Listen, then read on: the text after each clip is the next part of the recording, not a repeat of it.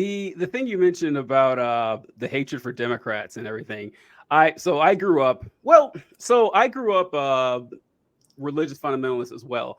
My Mhm. parents were never as crazy as everyone else, and it could have been a lot worse. But it is funny how like the visceral hatred toward anyone to the left of Milton Friedman. And what's really funny about it is that we struggle on what to call ourselves. It's like, am I a Mhm. socialist? Am I a communist? Am I just a market socialist? A Marxist Leninist? A Maoist?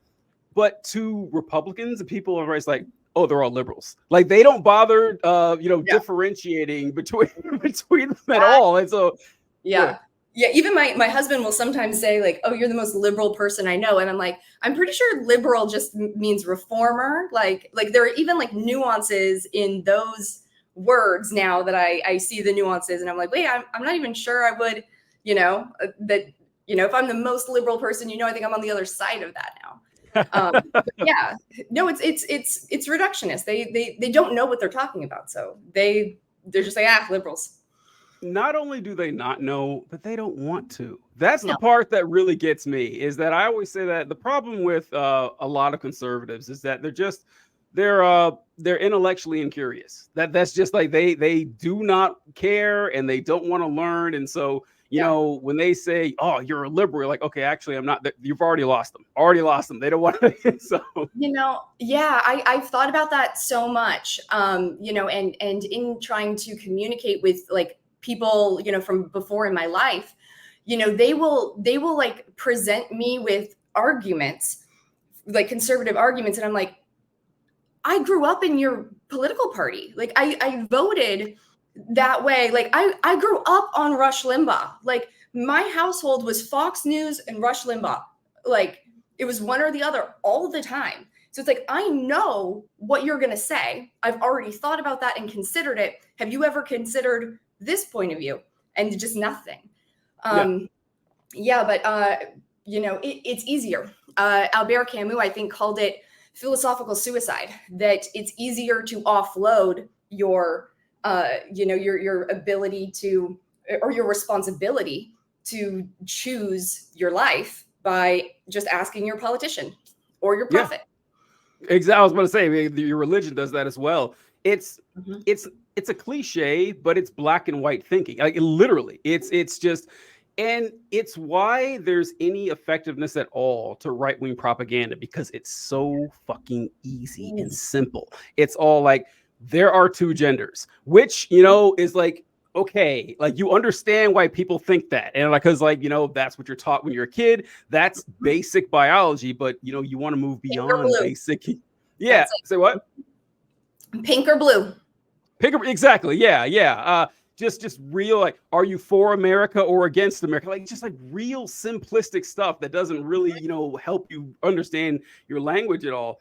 And I didn't mean to go down this road, but you mentioned Rush Limbaugh. I grew Mm-hmm. up on Rush Limbaugh too. And so my dad, when he got out of the army, he started a oh we got yeah, that's a good point, Steph. Basic biology is not accurate biology. That's true. Basic anything is not accurate, but they stick at the basic level. They don't want to get any further than that. Mm-hmm. I grew up on Rush Limbaugh as well, and so when my dad got out of the army, he started this thrift store, and so we all worked there, for years and everything. So I'd sit there all day long, and I had like Rush Limbaugh playing on the radio whenever there was no one in the store. I've listened to thousands of hours of Rush Limbaugh. Me So too. I had that. It's so funny you said that because I had that same thought. Conservatives come up with these arts like, hey, smart guy, ever think of this? Like, yeah, like 25 years ago. I remember thinking this exact same thing. I already know what you're going to say before you say it. And I Yeah. think that kind of gives us superpowers when we talk about this Mm-hmm. because I always say that I'm no longer a conservative, but in a lot of ways, I still think like one. Mm-hmm. So whenever I'm presented with something, my gut reaction is the conservative reaction, and then I Mm-hmm. process it and think it further, Mm-hmm. and think about it further, and it helps me communicate with them better than most people. I think. Do you feel the same way? Yeah, absolutely. Because our like those neural pathways, like those thought patterns, are so imprinted that, you know, it's easier. It's like if you're just like walking down, you know, like in a yard, the path where people walk the most is going to look like, you know, the path, and everywhere else is going to be, you're going to have to like deliberately go there. But yeah, absolutely. It's like, oh, I don't know. I think I got to a point where I stopped feeling like it was constructive to try to communicate with them, because there was no point there. They had no curiosity. They had no, it was like you would watch them glitch in real time. And that's like, well, why am I like, why bother? I agree with that 100%. I don't go out of my way to try to convince I don't, because like you said, you'll get frustrated incredibly quickly, and it is a monumental waste of time, because you can't change anyone's mind. Like and one conversation isn't going to do it. Now it can happen over time, and this is what I meant by a good way to communicate with them is that I put my ideas out there, I say what I think, how I got there, and conservatives listen to it. I don't debate them. I don't argue with them. I don't try to change their mind, you know, not unless I'm trying to make fun of them, whatever. But, you know, I put it out there, and I'll get comments. You know, I'm sure you get the same thing. You get comments or stitches from conservatives and stuff. Very rarely do I engage in like actual debates. And most of the time when I respond to conservatives, it's just to, you know, rip on them because it's easy. But I do enjoy when that happens, though, because that means they're watching.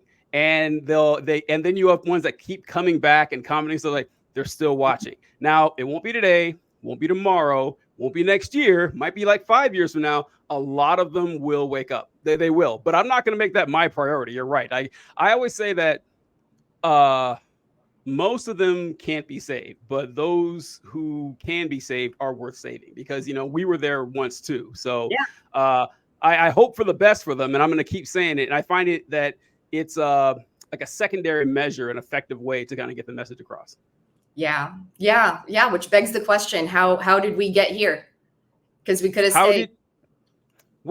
How would have been easier to stay. How did you get to where you were? Like, what was the break for you? You know, I think about that a lot. And I mean, the easy answer is I got married. And if I take that back a step, I married the man I did because I think it was because of my undiagnosed ADHD. I could not ask myself to apply for colleges. So I went to the local community college, which was the most diverse, campus, a college campus in my state. And so I just like met a lot of different people from around the world with different experiences. And I was like, oh, people who are different are not bad and scary after all, like they told me. And then I got married to I was Mormon and got married to a non-member Black man.